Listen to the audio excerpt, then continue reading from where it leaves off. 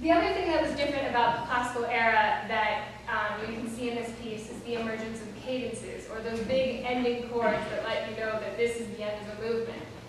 There were multi-movement pieces during the Baroque period, but they tended to flow into each other, while classical composers, again going with trying to make it easier to understand, wanted people to know that this is the end of the movement, so they made the big.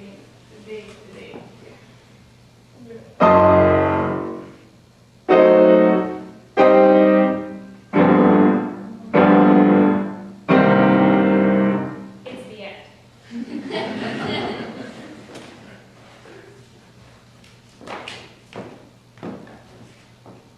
And I back.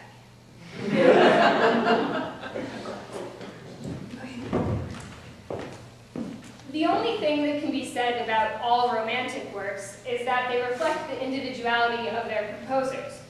By 1815, when the Romantic period began, music had become much more of a business than it ever had been before.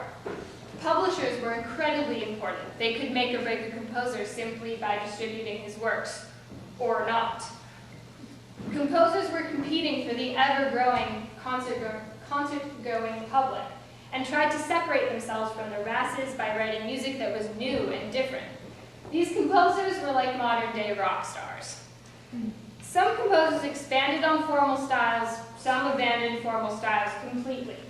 Each composer tried to put as much of himself into his works as he could, along with sort of trademark characteristics that would let you know whose piece it was.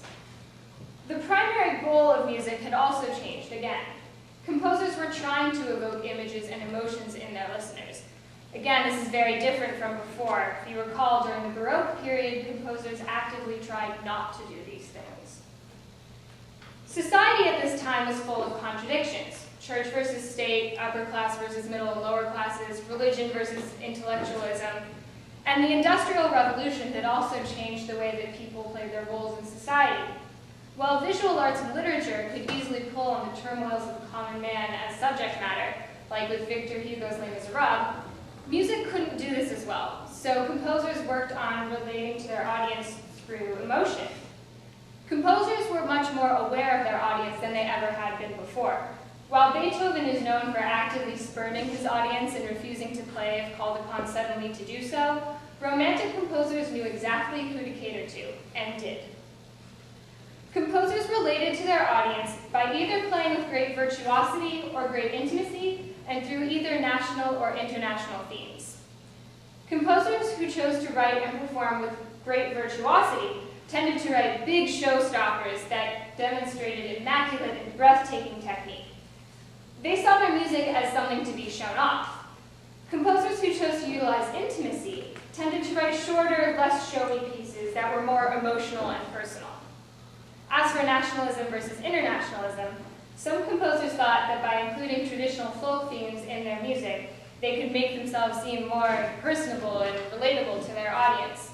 These composers tended to be from Central Europe.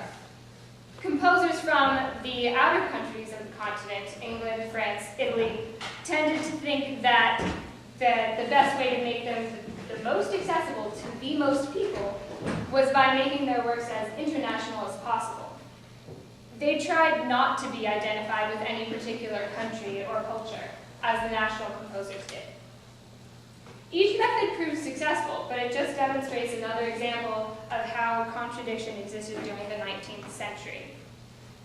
Johannes Brahms and Franz Schubert are often identified as leading composers of the Romantic period.